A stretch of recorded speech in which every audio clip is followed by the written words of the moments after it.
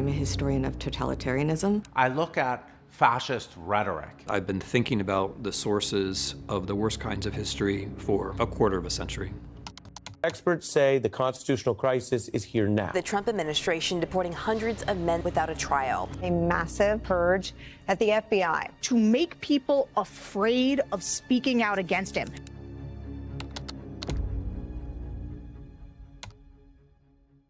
I'm leaving to the University of Toronto because I want to do my work without the fear that I will be punished for my words. The lesson of 1933 is you get out sooner rather than later. I've spent a lot of time in the last decade trying to prepare people if Trump were elected once, let alone twice. Look what happened. Is this crazy? I did not flee Trump, but if people are going to leave the United States or leave American universities, there are reasons for that. One thing you can definitely learn from Russians is that it's essential to set up centers of resistance in places of relative safety. We want to make sure that if there is a political crisis in the US, that Americans are organized. We've just gotten started. You haven't even seen anything yet. It's all just kicking in. My colleagues and friends, they were walking around and saying, we have checks and balances, so let's inhale, checks and balances, exhale, checks and balances. And I thought, my God, we're like people on the Titanic, saying our ship can't sink. We've got the best ship, we've got the strongest ship, we've got the biggest ship, our ship can't sink. And what you know as a historian is that there is no such thing as a ship that can't sink. The golden age of America has only just begun.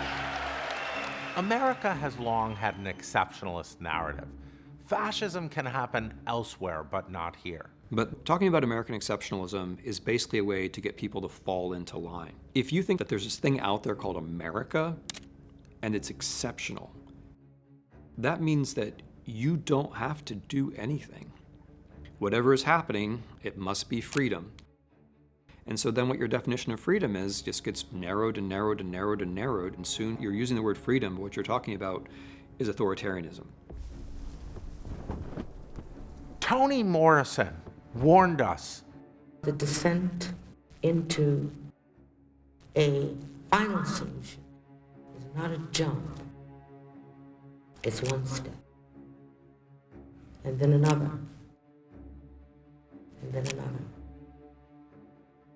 We are seeing those steps accelerated right now.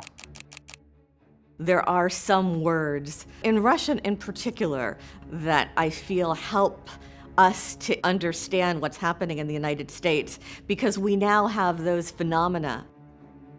Произвол. It's the idea that the powers that be can do anything they want to you, and you have no recourse. This not knowing who is next creates a state of paralysis in society. The Tufts student whose visa was removed because she co-authored an article in the Tufts student newspaper. I thought, what would I do if guys in masks tried to grab my student? Would I scream? Would I run away? Would I try to pull the mask off? Would I try to videotape the scene? Would I try to pull the guys off of her? Maybe I would get scared and run away. The truth is, I don't know. Not knowing terrified me. It's a deliberate act of terror. It's not necessary. It's just being done to create a spirit of us and them. Продажность. It's a word in Russian for corruption, but it's larger than corruption. It refers to a kind of existential state in which not only everything but everyone can be bought or sold. Critics are calling this a quid pro quo deal between Adams and President Trump. I'm committed to buying and owning Gaza. He made $2.5 billion today, and he made $900 million. There's an expression in Polish. I found myself at the very bottom, and then I heard knocking from below. In Russian, that gets abbreviated to there is no bottom. We cannot allow a handful of communist radical left judges to obstruct the enforcement of our laws. What starts to matter is not what is concealed, but what has been normalized. There's no limit to the depravity. President Trump did not rule out the possibility of a third term. And the sadism. The White House released this video titled ASMR, Illegal Alien Deportation Flight. And the cruelty that we are watching now play out in real time. This facility is one of the tools in our toolkit that we will use. You have to continually ask yourself the question, is this okay? Is there a line I wouldn't cross? Is there something I would not do? People say, oh, the Democrats should be doing more, they should be fixing things.